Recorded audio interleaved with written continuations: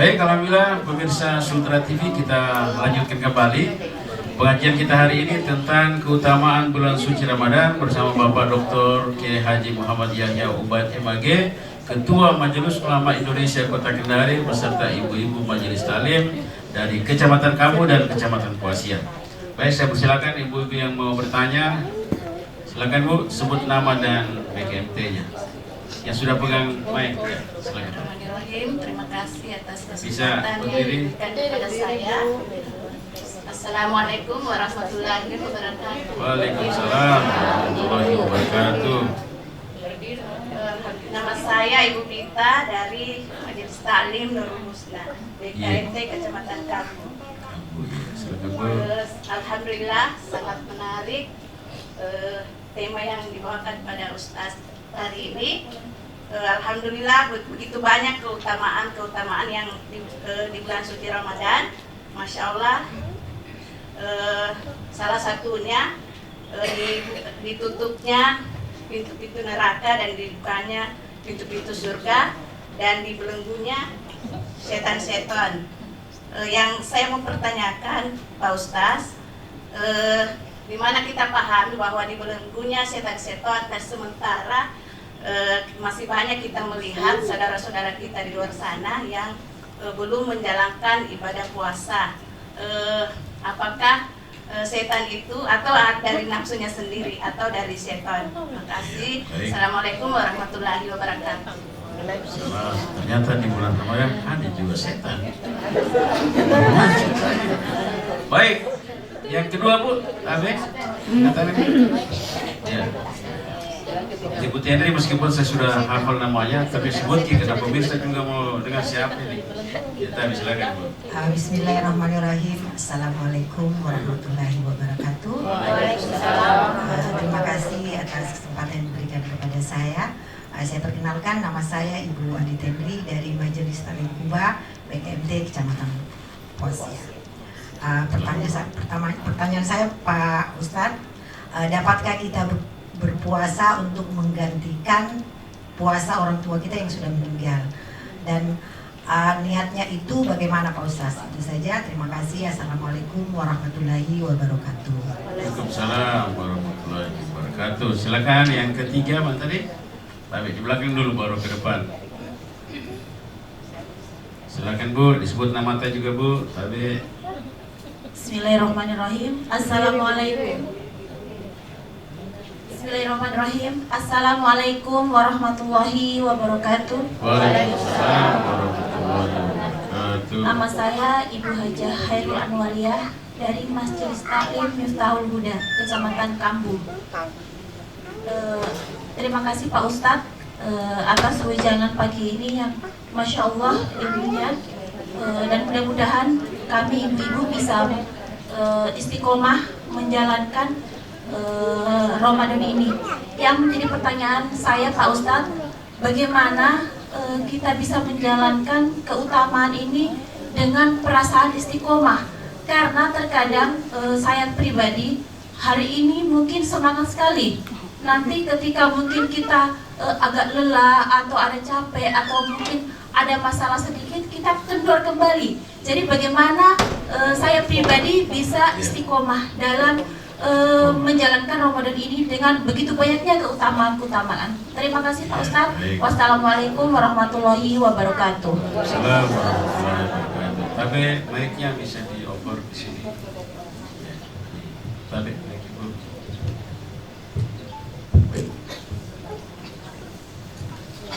Iya, sebut nama tadi kan. Meskipun kita bersebut tahu. Silakan Bu. Bismillahirrahmanirrahim. Assalamualaikum warahmatullahi wabarakatuh. Waalaikumsalam. Nama saya Nurjannah dari Majelis Talim Pastabikul Khairat Kecamatan Puasian, utusan dari BKMT Puasian. Yang saya tanyakan Pak Ustaz, masalah ibadah di bulan puasa mengenai salat.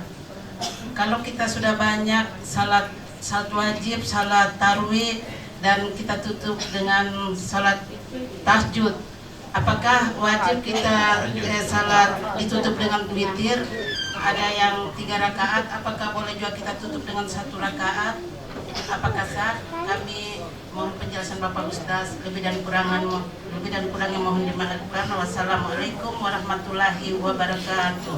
Waalaikumsalam warahmatullahi wabarakatuh. Alhamdulillah Pak Kiai, ini pertanyaan ibu-ibu ini bagus Pak. Baik, yang pertama ke Ibu Dita Pak, ditutup pintu surga, dibuka pintu apa ya? Ditutup pintu neraka, dibuka pintu surga. Rasanya pintu kamar kita tutup untuk suami kita. Kalau jam 6 malam boleh. Mari silakan. Hadis yang menyampaikan Ja'a Ramadan futihat abwabul jannah wa ghuliqat abwabun nar wa sufidatis sayatin, sebagai hadis yang bisa memotivasi kita semua untuk memanfaatkan Ramadan sebaik-baiknya secara istiqomah. Maka diantaranya disebut kita disuruh ingat bulan Ramadan itu setan-setan terbelenggu.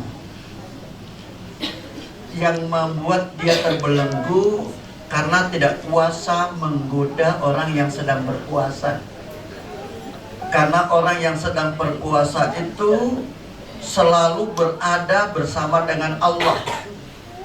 Makanya di situ selalu diawali dengan kalimat ya ayyuhalladzina amanu. Orang-orang yang beriman. Orang yang beriman itu dalam keadaan puasa, imannya yang menjaga dirinya. Dengan imannya itu setan tidak berkuasa menggoda. Tapi kalau kita tadinya sudah dilindungi oleh Allah, setan tidak mampu atau terbelenggu atau tidak punya kekuatan menggoda kita, lalu kita sendiri yang dekat-dekati itu setan, maka setannya menjadi bertenaga lagi. Seperti anjing kita sudah ikat dengan rantai, ya, kemudian ya, kita sengaja datang untuk mengganggu dia, ya, kita colek dia, ya begitu. Akhirnya anjingnya loncat lepas dari talinya, menerkam lagi kita. Jadi setan itu seperti itu. Yang membelenggu setan itu adalah amalan puasa kita. Kan orang yang berpuasa itu pasti dia sedang takwa kepada Allah kapanpun dan dimanapun. Ittaqallah haitsuma kunta. Dia bertakwa kepada Allah di mana saja berada. Makanya walaupun ibu makanan nikmat sekali, ibu bikin minuman yang segar sekali, dalam keadaan masih puasa, nggak berani nyentuh. Tidak ada yang lihat. Suami, anak juga nggak ada. Kenapa? Dia dalam keadaan takwa kepada Allah. Nah, kondisi seperti itulah yang membuat setan terbelenggu. Jadi kalau di bulan Ramadan masih ada yang melakukan pelanggaran-pelanggaran, juga ada yang tidak puasa, ya? Juga bahkan ada yang tidak puasa. Ya, apalagi tidak puasa. Sedang berpuasa pun masih melakukan pelanggaran-pelanggaran, itu tandanya setannya berkuasa kembali, alias tidak terbelenggu oleh amalan kita. Jadi ya Bu ya, untuk supaya setan seperti yang disampaikan oleh Rasulullah akan terbelenggu, maka ibadah puasa kita jaga betul. Orang yang berpuasa, Pak, insya Allah selalu berpikir untuk memelihara puasanya dan tidak mau melakukan perbuatan sesuatu yang merusak pahala puasanya. Pahala puasanya saja dijaga, apalagi puasanya yang bisa membatalkan, ya, rusaknya pahala puasa saja dijaga. Makanya orang puasa begitu ada yang ngajak bertengkar, anas saum, maaf saya lagi puasa. Kenapa? Menjaga jangan sampai nanti ada ucapan yang merusak pahala puasa. Apalagi yang membatalkan. Walaupun Bu, ada satu rukhsah buat ibu-ibu yang tidak diberikan kepada bapak-bapak, yang kelihatannya seperti membatalkan puasa tapi tidak membatalkan. Misalnya mencicipi makanan. Ibu boleh Saja 10 kali Bos. asal yang ditelan.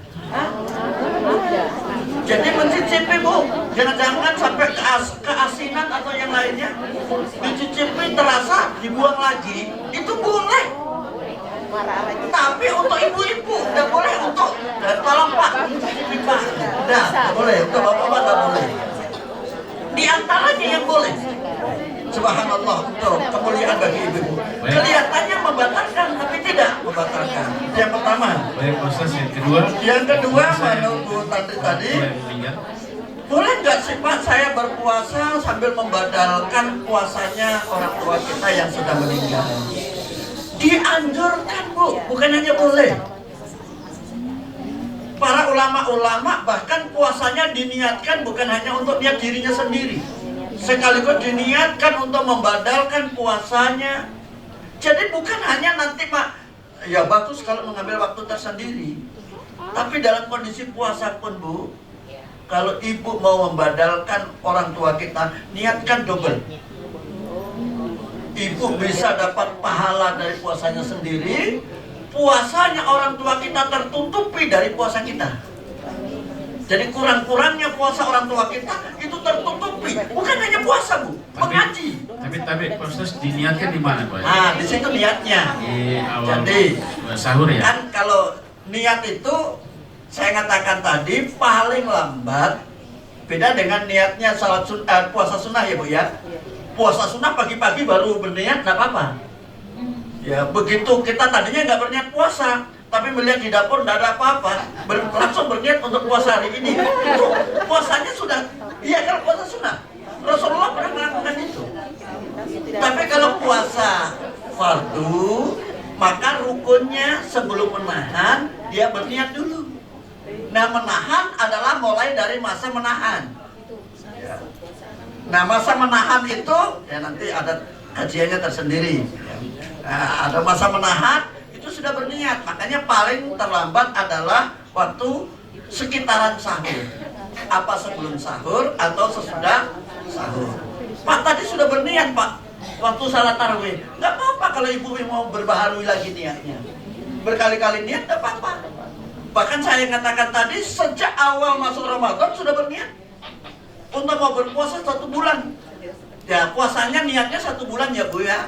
Bilangan 1 bulan dalam Qamariyah itu hanya 2. Kalau nggak 30 berarti 29. Nggak ada 31, nggak ada 28 dalam Qamariyah. Antara 29 atau 30. Tapi niat kita adalah 1 bulan.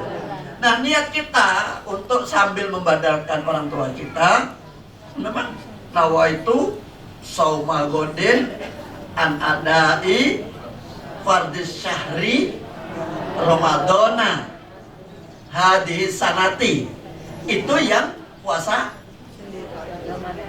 Wal badali saumi ummi atau saumi abi, tambahkan di situ. Jadi dan membadalkan atau mengganti, istilahnya menutupi puasanya ibuku atau puasanya bapakku fardhon lillahi ta'ala. Jadi kata badalnya itu dihadirkan sebelum kalimat fardhon lillahi ta'ala. Ngaji juga begitu Bu. Kita sebagai anak yang baik, setiap mengaji niatkan untuk orang tua kita. Kita dapat pahalanya mengaji, sekaligus dapat pahalanya berbakti kepada orang tua. Haji juga begitu. Syaratnya yang bisa membadalkan puasa adalah yang suka berpuasa atau yang berpuasa, yang biasa puasa. Haji yang bisa membadalkan haji yang sudah pernah haji. Umrah juga begitu. Kalau misalnya ibu ragu dengan masa sih Pak 1 kali niat untuk 2, banyak hadis. Saya kalau salat terlambat ke masjid Bu, tinggal saya lihat karena jam sudah iqomahnya udah dekat, tinggal 3 menit, saya langsung salatnya saya niatkan 2. Niat tahiyatul masjid sekaligus niat fajar, salat fajar atau salat qobliyah subuh. 1 kali niat. Untuk 2 sholat, sama dengan itu. Nah, Begitu juga kalau kita ragu, Bu, dengan satu niat untuk 2 puasa, maka bisa kita laksanakan nanti di bulan Syawal. Jadi puasa Syawalnya itu diniatkan untuk membadal puasa orang. Kemudian yang ketiga, bagaimana sih kita bisa menjaga jiwa istiqomah kita yang terus mau semangat? Selain selalu mengingat akan kemuliaan Allah yang akan selalu turun di bulan Ramadan, ibarat ladang tempat kita menanam. Walaupun ladang itu subur, tapi kalau tidak kita olah, ya tidak akan bisa menghasilkan tanaman. Ladangnya subur, kita olah dengan baik, mengolah tanaman yang baik, bukan hanya ditanam, tapi juga dipelihara, diberi pupuk, kalau ada hamanya disemprot, sehingga dia menghasilkan satu tanaman yang kita kehendaki. Tumbuh subur, berbuah, buahnya bisa kita nikmati. Itu yang kita ingat di bulan Ramadan untuk istiqomah. Bahwa ini Ramadan memang mulia di sisi Allah. Tapi kalau kita tidak tanami sesuatu, setelah kita tanami, kalau nggak kita pelihara dari yang kita tanam, nanti tidak menghasilkan apa-apa. Kemudian jangan lupa untuk diikuti dengan doa. Doa terus. Jadi itu sebenarnya, Bu, kalimat ihdinas siratal mustaqim itu kita minta kepada Allah supaya selalu mendapat hidayah, bisa istiqomah. Maka mustaqim itu asal kata dari istiqomah. Ihdinas siratal, ihdina itu asal kata dari hidayah. Seolah-olah kita berkata kepada Allah, ya Allah, hidayahi diriku supaya bisa beristiqomah beribadah kepadamu. Jadi kita berkata ihdinas siratal mustaqim, ihdinas siratal mustaqim itu jangan hanya lisan kita yang mengucapkan, tapi maknai di dalam hati kita supaya kita bisa beristiqomah dalam kebaikan. Selain itu memang, Bu, harus diakui tadi sudah dikatakan, walaupun bulan Ramadan setan terbelenggu, tapi masih juga banyak setan-setan yang menggoda kita. Minal jinnati wan, boleh jadi yang berbangsa jin, bisa menjadi juga berbentuk manusia. Nah, siapa yang berbentuk manusia? Kadang-kadang lingkungan yang menyebabkan kita, lingkungan kita, sesama kita, itu bisa saling mempengaruhi untuk tidak istiqomah. Terutama kalau menjelang Lebaran, Masya Allah, Bu. Kalau menjelang Lebaran, apa yang kita ingat-ingat? Ya, baju barunya, kue di atas mejanya, mau lebarannya. Maaf, Bu, itu semua sunnah. Yang wajib justru kadang-kadang kita lupa zakat. Zakat fitrah itu wajib. Gara-gara sunnah kita lupa zakat, lupa yang wajib. Termasuk memelihara atau istiqomah dengan ibadah-ibadah Ramadannya, itu masih yang wajib.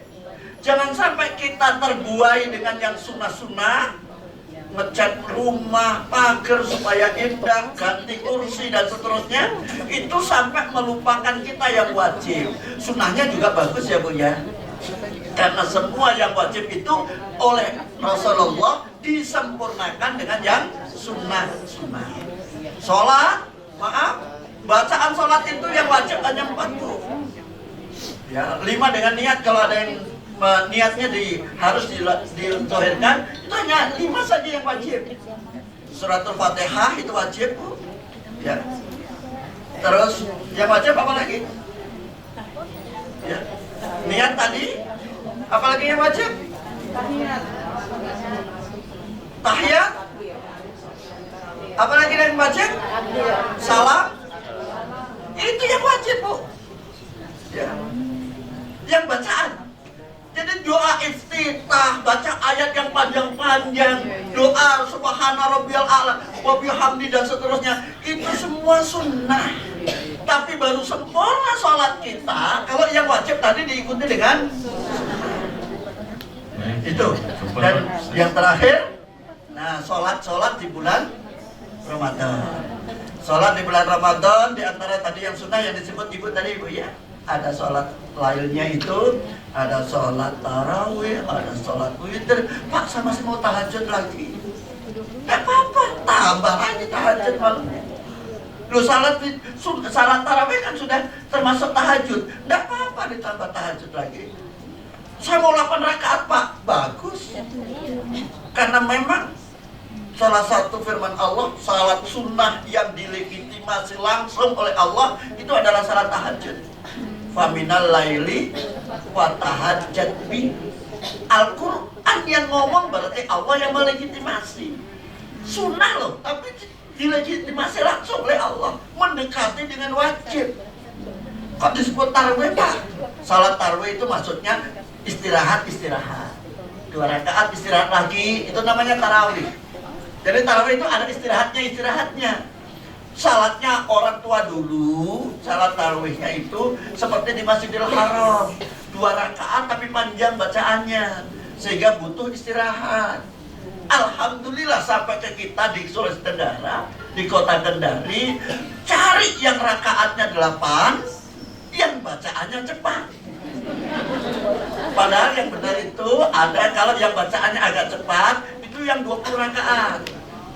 Nah yang 8 rakaat bacaannya agak panjang, sehingga durasi waktunya sama, yang 20 dengan yang 8. Sampai ke kita lahirlah satu mazhab baru. Mazhab kita adalah cari yang 8 rakaat sekaligus yang bacaannya cepat. Tapi masih alhamdulillah. Kalau yang witir setelah tarawih, sudah ada witir lagi setelah tahajud. Iya, tadi dikatakan bagaimana Pak kalau saya tutup 1 atau 3? Witir itu artinya ganjil, bukan penutup. Witir itu artinya ganjil. 1 rakaat juga ganjil, 3 rakaat juga ganjil. Jadi sama-sama boleh. Tapi saya ingin menutup lagi dengan tahajud saya dengan witir. Tadi witirnya sudah ganjil, maka silahkan, tapi tambah 1 rakaat dulu witir menjadi genap, ditambah lagi dengan 3 rakaat ganjil menjadi 7 rakaat. Witirnya 3 rakaat sebelumnya tambah 1 rakaat tambah lagi 3 rakaat menjadi 7 rakaat. Itu bisa seperti itu. Tapi yang pada umumnya diamalkan adalah tidak lagi salat witir kalau sudah salat witir sebelum tidur. Apa boleh Pak witir sebelum tidur? Kan katanya salat lain itu tahajud apa semua itu harus tidur dulu. Abu Bakar mengamalkan setiap selesai salat isya. Rasulullah memang setelah bangun tidur. Baik Pak Ustaz, saya kira begitu ya. Dulu. Pemirsa jangan kemana-mana, kami akan kembali setelah pesan-pesan berikut ini.